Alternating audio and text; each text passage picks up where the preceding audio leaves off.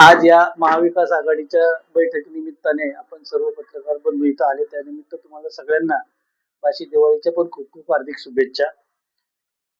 या 2-4 दिवसामध्ये तुम्ही या नगरपालिकेचं जे निवडणूक काल जाहीर झाली आणि 3 तारखेला ज्याचं मतदान 2 तारखेला ज्याचं मतदान आणि 3 तारखेला ज्याचा निकाल ठेवलेला आहे, त्याच्यामध्ये महाविकास आघाडी म्हणून राष्ट्रवादी काँग्रेस, शरद पवार पक्ष, काँग्रेस भारतीय राष्ट्रीय काँग्रेस पक्ष आणि शिवसेना उद्धव बाळासाहेब ठाकरे पक्ष हे सर्व आणि त्याच्या बरोबरीने जे सहयोगी पक्ष आहेत, मनसे असेल, MIM असेल, समाजवादी पक्ष असेल, हे सगळे मिळून महाविकास आघाडीतर्फे पाचोरा नगरपालिका असेल, जळगाव जिल्हा परिषद असेल, पाचोरा पंचायत समिती असेल, इथं पूर्ण क्षमतेने आम्ही पूर्ण ताकदीने आम्ही निवडणूक लढवणार आहोत.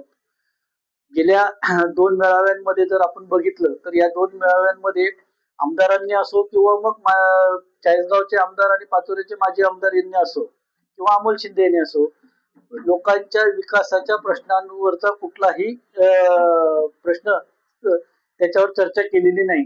केवळ हा किती नालायक आहे आणि तो किती नालायक आहे याच्यावरच संपूर्ण मेळावे किंवा त्यांची भाषणं झालेली आहेत. मला असं वाटतं की महाराष्ट्रामध्ये शिवसेना, शिंदे गट आणि भाजप हे वरती विधानसभेत आणि केंद्रामध्ये सत्तेत एकत्र बसलेले आहेत. मांडीला मांडी लावून बसलेले असताना इथं मात्र ते पाचोऱ्यातल्या जनतेला उल्लू बनवत आहेत, मूर्ख बनवत आहेत आणि सांगतात की आम्ही एकमेकांच्या विरुद्ध लढत आहोत. उद्या निवडणूक झाल्यानंतर हे परत एकाच खुर्चीवर बसतील. पाचोऱ्यातला 60-40 फॉर्म्युला माहिती आहे. या 60-40 फॉर्म्युला प्रमाणे त्यांची निवडणूक ठरलेली आहे. आपले कोणते बळी द्यायचे आणि भाजपचे निवडून आणायचे हे सुद्धा आमदारांनी ठरवलेलं आहे. आणि या भाजपने कोणाला बळी द्यायचं आणि आमदारांचे निवडून आणायचे हे सुद्धा भाजपमध्ये अंतर्गतरित्या त्यांच्या काही पदाधिकाऱ्यांनी ठरवलेलं आहे, अशी इथपर्यंत आम्हाला खात्री आहे. आणि म्हणून पाचोरेकर जनतांनी आता या दोघांना नाकारून एक नवीन पर्याय या निमित्ताने दिला पाहिजे. महाविकास आघाडी सक्षम पर्याय या निमित्ताने निवडणुकांमध्ये देणार आहे. मग नगरपालिका असो, पंचायत समिती असो किंवा जिल्हा परिषद असो. दुसरं महत्वाचं याच्यामध्ये की अनुदान घोटाळ्याच्या संदर्भामध्ये खूप मोठ्या प्रमाणात चर्चा दोन्हीकडनं झाली. आमदारांनी तर त्याच्यावर ब्र सुद्धा काढला नाही. परंतु तुमच्या माहितीसाठी मी एक गंमत सांगतो. आमदारांना हे माहिती आहे का नाही माहिती, कारण त्यांनी इतक्या या 5-7 वर्षामध्ये जसं भाजपचे दिलीप भाऊ बोलले की खोके आल्यामुळे यांनी प्रचंड प्रॉपर्ट्या घेतल्या. एक प्रकारे भाजपच्या व्यासपीठावरनं अधिकृतरित्या हे घोषित झालं की यांना आम्ही खोके दिले आणि म्हणून हे आमच्याकडे पक्षांतर करून आले.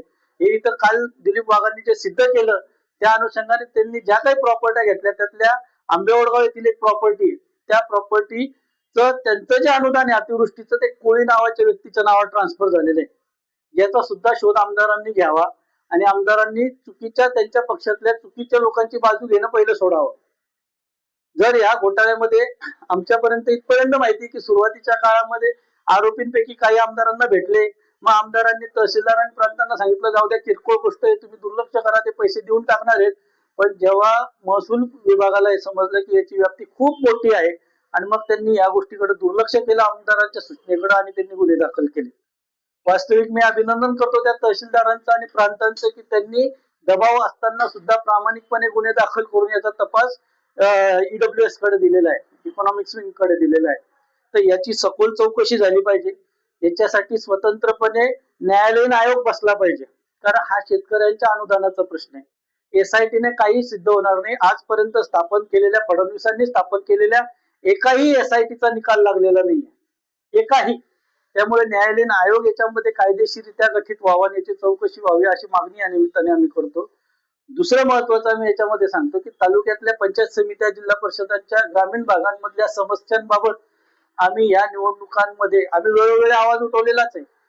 आता परवा सचिन सुदातांच्या नेतृत्वाखाली आंदोलन झालं या अतिवृष्टीच्या अनुदानाबद्दल, म्हणून काल माझे आमदार त्याच्यामध्ये बोलले की अनुदानाचं काय झालं, अतिवृष्टीचं अनुदान आम्ही देणार आहोत.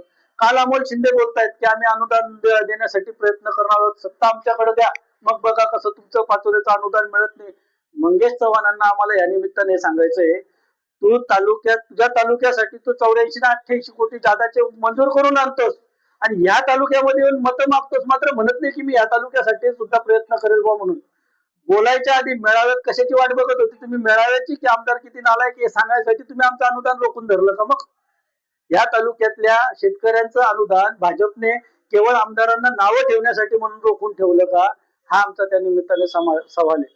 आणि म्हणून हे सिद्ध साधकाचा खेळ आहे. तू मारल्यासारखं कर, मी रडल्यासारखं करतो, असं भाजप शिवसेनेचं सुरू आहे. यांच्या भूलथापांना आणि यांच्या नुरा कुस्तीला तुम्ही भुलून जाऊ नका. हे एकमेकांची आई बहीण पण काढू शकतील उद्या प्रचारामध्ये, माऱ्या पण करतील, पण शेवटी रेस्ट हाऊस मध्ये त्यांचा मिलाप होईल, तिथंच 60-40चे वाटेकरी हे ठरतील. म्हणून या निमित्ताने प्रभावीपणे महाविकास आघाडीच्या पाठीमागे तुम्ही राहा. शेतकऱ्यांचा प्रश्न असेल, शहराच्या विकासाचा प्रश्न असेल. आता काल आमदारांनी छोट्या छोट्या गटारींचा उल्लेख केला, माझ्या आमदारांनीच केला ना, नाही, वैशाली सूर्यवंशींनी केला की छोट्या छोट्या गटारी बांधून ठेवलेल्या आहेत, पाणी वरती येतं. त्या गटारींचा ठेकेदार मंगेश चव्हाणांचे सगळे कामं चाळीसगाव मध्ये करतोय. त्याच गटारी बांधणाऱ्यांचा ठेकेदार चाळीसगाव मध्ये मंगेश चव्हाणांचे कामं करतोय. आणि मला काल आश्चर्य वाटलं की हा भाजपचा मेळावा आहे का शिवसेना, भाजप शिवसेना सत्तेच्या विरोधातला मेळावा आहे, अशा पद्धतीचे सगळं होतं. आणि म्हणून यांच्या सगळ्या कृत्यांचा काल आम्ही जे काही झालं या 2-3 दिवसामध्ये, आमदारांच्याही कृत्याचा आम्ही निषेध करतो की त्यांनी विकासावर बोलले नाही, आणि भाजपच्याही पदाधिकाऱ्यांचा निषेध करतो की त्यांनी तालुक्याच्या प्रश्नांना हात घातला नाही. आणि तुम्हाला या निमित्ताने पुन्हा एकदा सांगतो, आणि या मीडियाच्या माध्यमातून, मग तो इलेक्ट्रॉनिक मीडिया असो किंवा प्रिंट मीडिया असो, सगळ्या पाचोरा तालुका आणि शहरातल्या सगळ्या लोकांना आम्ही हात जोडून विनंती करतो की आम्ही कदाचित तेट्या असू, ते म्हणतात यांना कोण गॉडफादर आहे, यांच्या मागे कोण आहे, परंतु जसा धृतराष्ट्र 100 कौरवांच्या मागे होता, तसा या भाजपवाल्यांच्या मागे तिकडे वरती बसलेला तो अफजल खान आहे, तो औरंगजेब आहे दिल्लीचा.